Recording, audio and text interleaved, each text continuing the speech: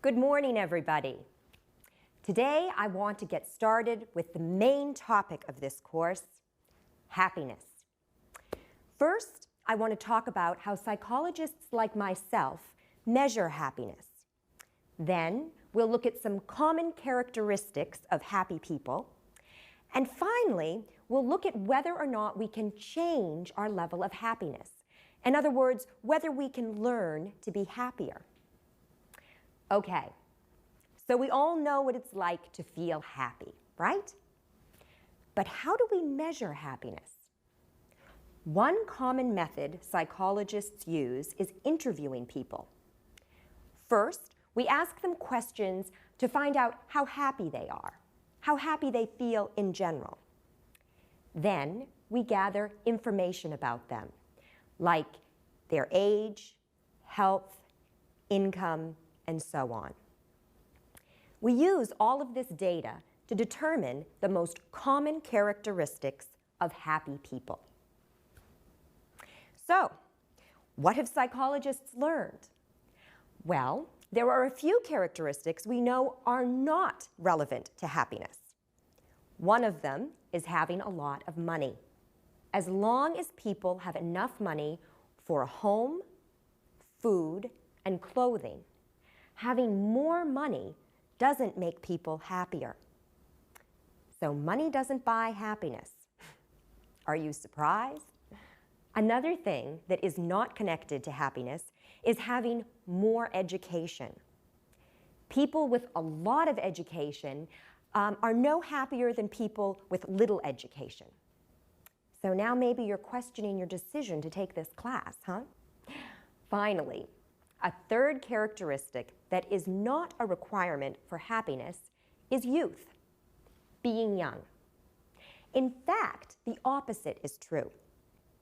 One study found that 60 to 64-year-olds are actually happier than 20 to 24-year-olds. So, we know that money, education, and youth are not important to happiness. Then what is? Well, there's no one way to achieve happiness, but there are a few specific characteristics that happy people have in common. One very important characteristic is family and friends.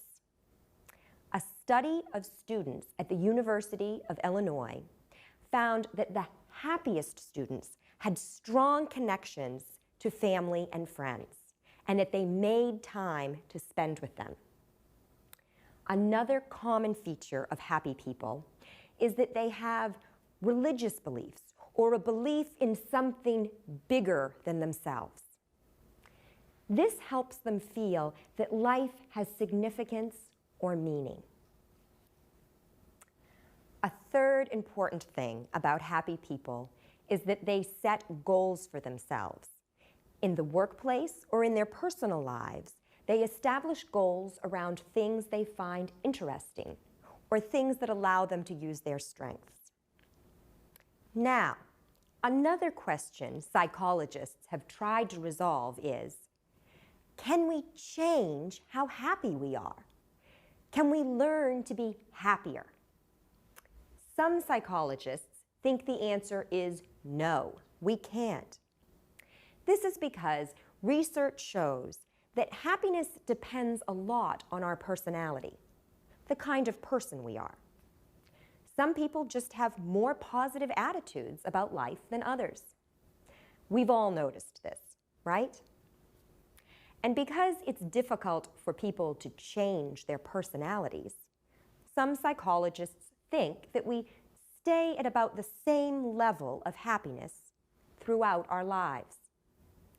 But many of us in the field of positive psychology believe we can change, that we can consciously learn to be happier. Positive psychologists have developed some exercises that people can do to feel happier. One of these is called the gratitude visit. In this exercise, people write a letter to someone they want to thank. For example, a parent, a friend, a teacher, someone they feel has helped them in their life. But they don't send the letter. Instead, they visit the person and read the letter to them. Now, research shows this really works to make the person who wrote the letter feel happier. Why? First, it helps them feel more connected to others. And remember, that is very important for happiness.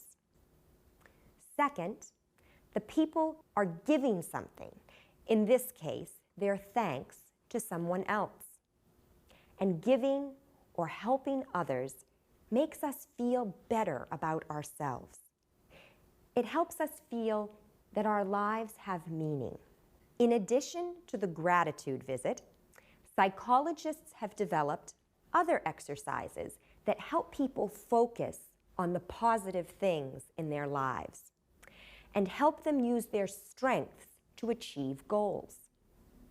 And studies have shown that these exercises can help people feel better. However, they do have limits.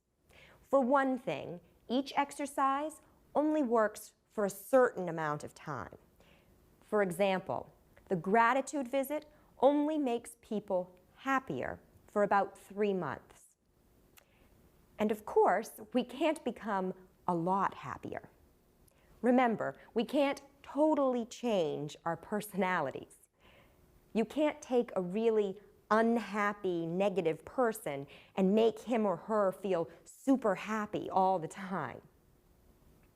But I do believe that if we really want to, we can all learn ways to feel better, to feel the best that we can. And you're going to find this out for yourselves. For the next time, I'd like you to look into choosing your own happiness exercise.